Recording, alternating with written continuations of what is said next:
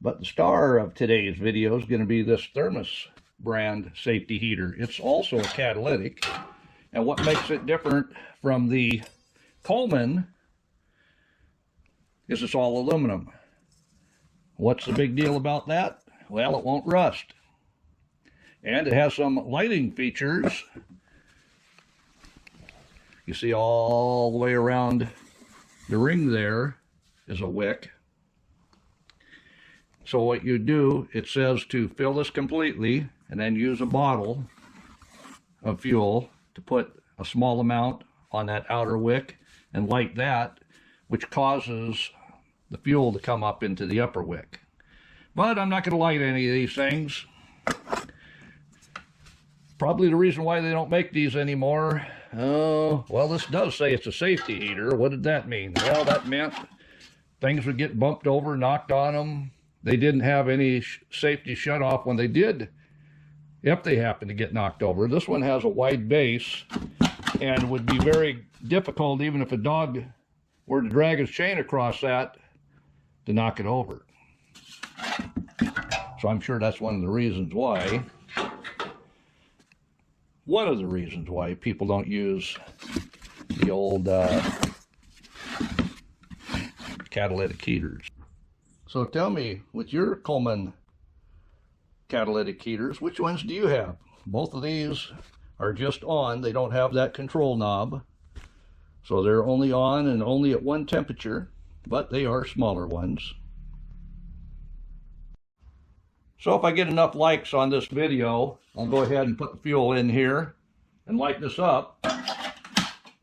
But I don't see any sense of throwing the fuel in it just so you show you that Thermos made a brand as well. And like I say, both of my Coleman catalytic heaters were 1965.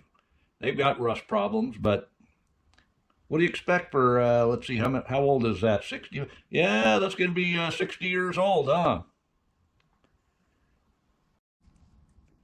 So as you can see down there, there's a screen, and the wick covers the entire bottom of that stove,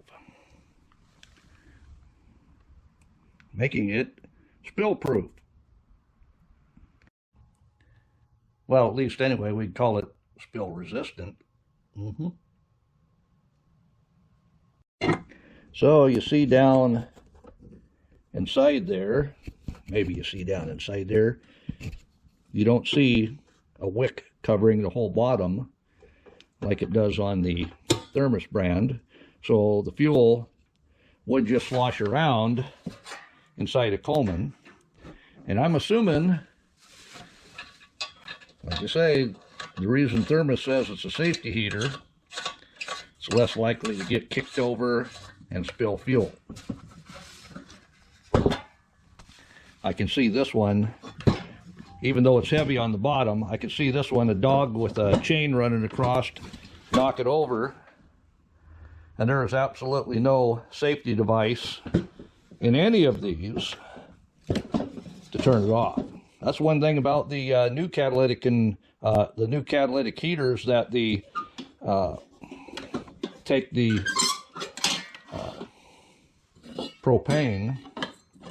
They at least have a knockover sensor that'll turn the catalytic flame off. So I'm sure these were just basically outlawed. If you've got one, you probably still use it. But I can just imagine how many barns these have burnt down. You know, somebody taking it into the chicken coop or the pig pen or something and having it hanging, or horses kicking it, or who the heck knows what. And they're not going to turn off. You just want to let them animals be cold, right? So tell me in the comments, which one of these do you have? I know more people are going to have the Coleman brand, but do you have a Thermos brand? Have you used it? Have you used it lately? Who did you get it from? Oh, you got to tell me in the comments. I love them stories from, well, let's see, this was probably made in the 70s.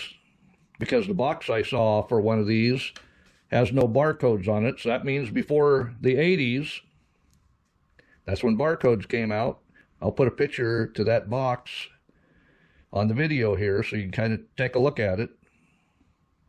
but they haven't made these for many years. And I'm sure Ralph Nader, somebody had something to do with that. If you don't know who Ralph Nader is, that's why there's no Corvairs anymore. So put in the comments, what do you think? Should I, if I get enough comments, I'll go ahead and light that one up on a video.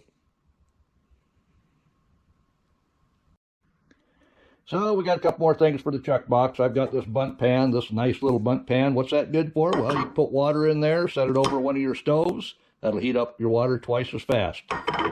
And we got us a blues harmonica. Why? Because when we're out in the middle of nowhere with no internet, this will make noise.